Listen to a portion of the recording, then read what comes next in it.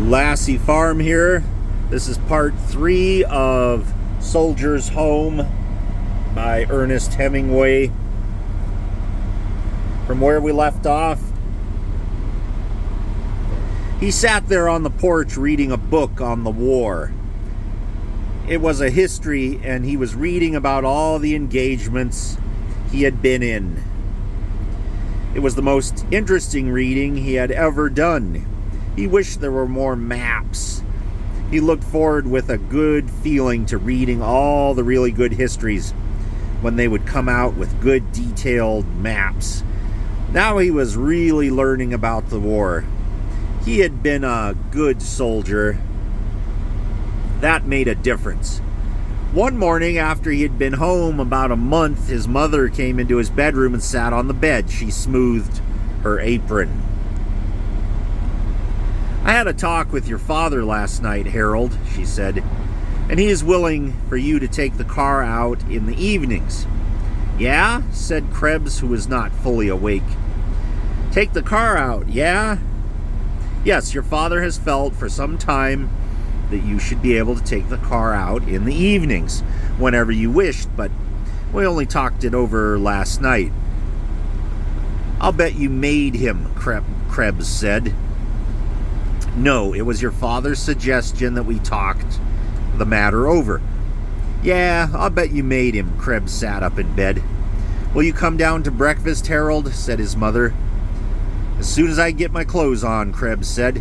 His mother went out of the room, and he could hear her frying something downstairs while he washed, shaved, and dressed to go down into the dining room for breakfast.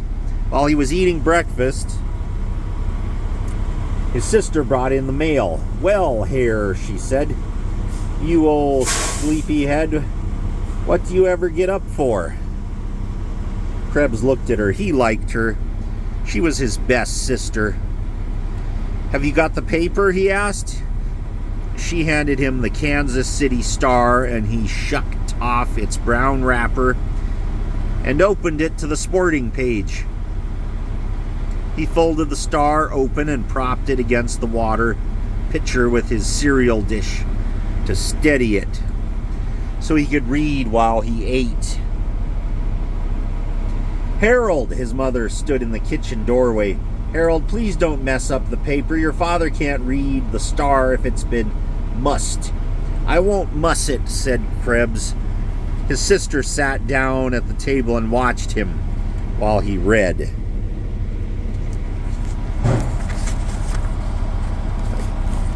Turn these pages without having them fall apart.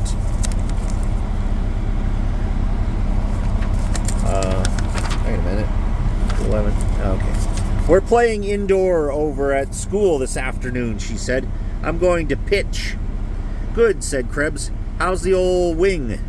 "I can pitch better than lots of the boys. I tell them all you taught me. The other girls aren't much good." "Yeah?" said Krebs. "I'll tell them that you're my beau. Aren't you my beau, Hare?" "You bet." "Couldn't your brother really be your beau just because he's your brother?" "I don't know." "Sure, you know. Couldn't you be my beau, Hare, if I was old enough and you wanted to?" "Sure, you're my girl now." "Am I really your girl?" "Sure." "Do you love me?" Huh? "Will you love me always?" "Sure." "Will you come over and watch me play indoor?" "Maybe." "Aw, Hare. You don't love me. If you loved me, you'd want to come over and watch me play indoor." Krebs' mother came into the dining room from the kitchen. She carried a plate with 2 fried eggs and some crisp bacon on it, and a plate of buckwheat cakes. "You run along, Helen," she said. "I want to talk to Harold." She put the eggs and bacon down in front of him and brought in a jug of maple syrup for the buckwheat cakes. Then she sat across the table from Krebs. "I wish you'd put down the paper a minute, Harold," she said. Krebs took the paper and folded it. "Have you decided what you are going to do yet, Harold?" his mother said, taking off her glasses. "No," said Krebs.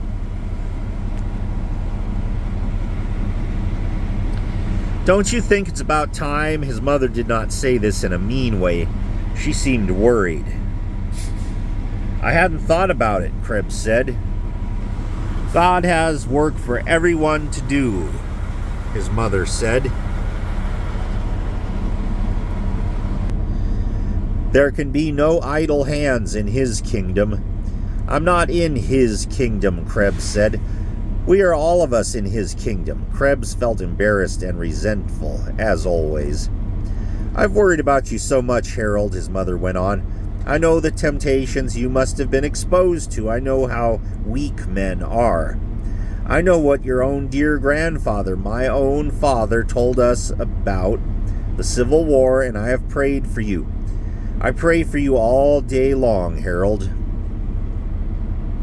Krebs looked at the bacon fat hardening on his plate. Your father's worried too, his mother went on. He thinks you've lost your ambition, that you haven't got a definite aim in life. Charlie Simmons, who's just your age, has a good job and is going to be married.